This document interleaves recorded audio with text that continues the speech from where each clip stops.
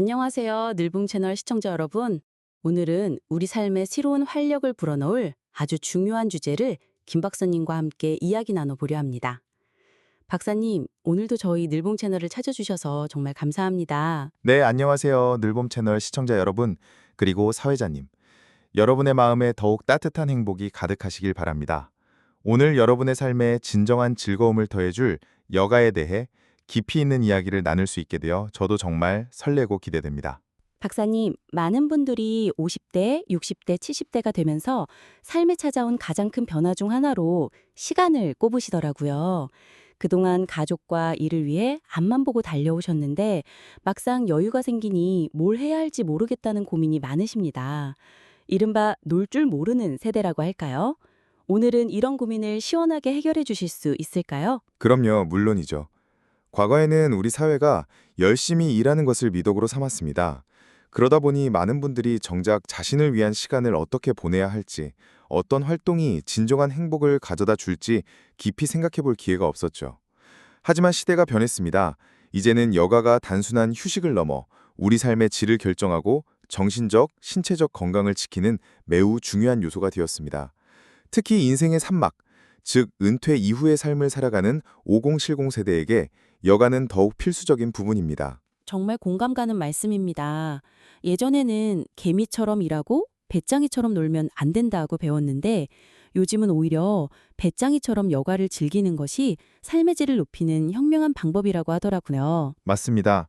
과거에는 생계를 위한 노동이 삶의 대부분을 차지했다면 이제는 나를 위한 삶을 디자인하는 것이 중요해진 시대입니다. 평균 수명이 100세를 바라보는 지금, 은퇴 후 남은 수십 년의 시간을 어떻게 채워나갈 것인가가 행복한 노년의 삶을 좌우하는 중요한 열쇠가 됩니다. 단순히 시간이 많아지는 것을 넘어 그 시간을 어떻게 의미 있고 즐겁게 보낼지가 핵심이죠. 그런데 박사님, 막상 여가 활동을 시작하려고 해도 무엇부터 손을 대야 할지 먹막해하는 분들이 많으세요. 어떤 종류의 활동들을 추천해 주실 수 있을까요? 좋습니다.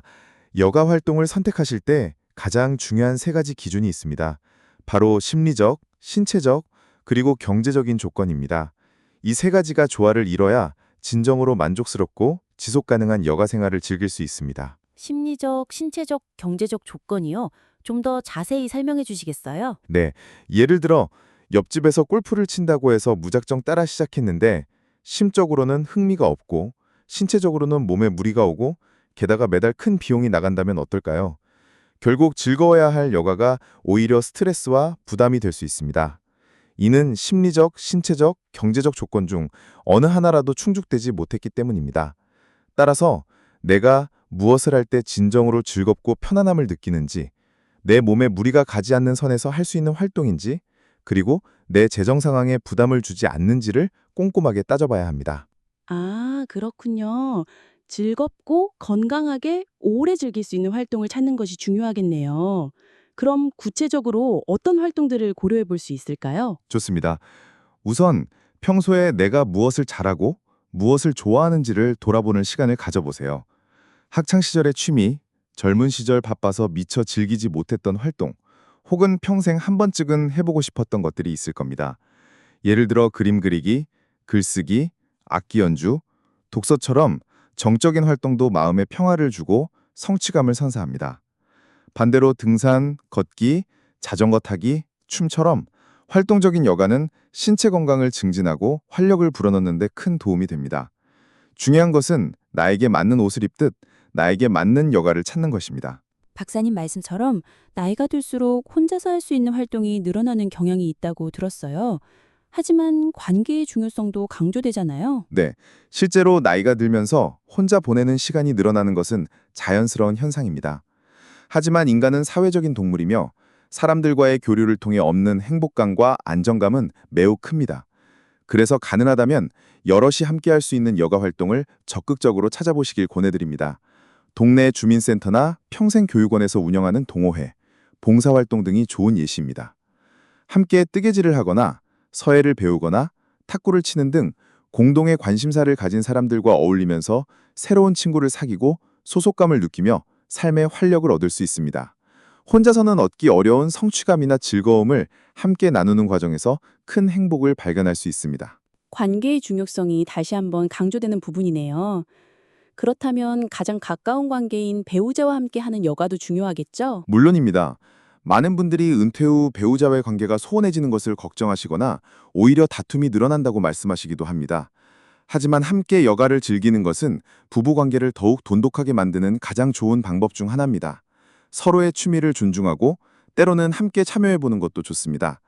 예를 들어 남편이 낚시를 좋아한다면 아내가 가끔 함께 가서 옆에서 책을 읽거나 풍경을 감상하는 것도 좋은 방법입니다.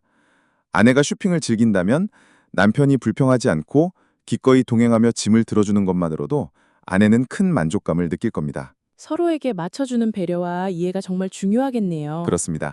설령 배우자의 취미에 흥미가 없더라도 상대방의 여가를 존중하고 지지하는 마음을 갖는 것이 중요합니다. 그것도 여가라고 하냐는 식의 비난보다는 당신이 즐거우니 나도 기쁘다 와 같은 따뜻한 한마디가 관계를 훨씬 풍요롭게 만들 겁니다. 함께하는 시간을 통해 서로를 이해하고 배려하는 마음이 커질수록 황혼의 삶은 더욱 아름답게 빛날 수 있습니다. 결국 남은 인생을 함께할 가장 소중한 짝꿍은 배우자라는 것을 기억해야 합니다. 정말 따뜻하고 중요한 말씀입니다.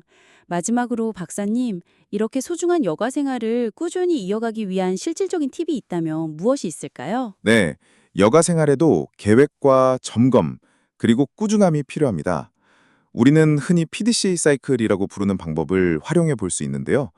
P는 플랜, 즉 계획으로 무작정 놀아야지 하는 것보다는 이번 주에는 어떤 활동을 몇 시간 동안 할 것인가와 같이 구체적인 계획을 세우는 겁니다. D는 do로 세운 계획을 실천하는 것이죠. C는 체크로 내가 계획대로 잘 실천하고 있는지, 만족스러운지 스스로 돌아보는 시간입니다. 그리고 마지막 A는 액션으로 점검을 통해 부족하거나 아쉬웠던 점을 보완하여 다음 계획에 반영하는 과정입니다. 예를 들어 매주 수요일 오전에 동네 걷기 모임에 1시간 참여한다는 계획을 세우고 실제로 참여한 후 만족도나 체력 소모를 확인해서 다음에는 시간을 늘리거나 코스를 변경하는 식으로 계속 발전시켜 나가는 거군요. 정확합니다. 이렇게 PDCA 사이클을 정기적으로 예를 들어 3개월 단위로 반복하며 자신에게 가장 잘 맞는 여가 활동을 찾아 나간다면 여가 활동이 일상의 속에 자연스럽게 스며들고 꾸준히 즐길 수 있게 됩니다. 결국 여가는 우리 삶의 만족도를 높이고 육체적 정신적 건강을 지키며 행복하고 활기찬 노년을 보내는데 필수적인 요소입니다. 늘봄 채널 시청자 여러분 모두 자신에게 맞는 여가를 찾아서 활기찬 매일을 보내시고 아름다운 인생의 산막을 풍요롭게 갖고 나아가시길 진심으로 바랍니다. 박사님 말씀처럼 이제면 놀 줄 아는 것이 능력이고 행복의 중요한 비결이 될 것 같습니다. 오늘 정말 유익하고 마음에 와닿는 말씀 감사합니다, 박사님. 감사합니다. 늘봄 채널은 다음 시간에도 여러분의 삶에 진정한 늘복을 가져다 줄 소중한 이야기로 다시 찾아오겠습니다. 오늘 함께 해주셔서 정말 감사합니다.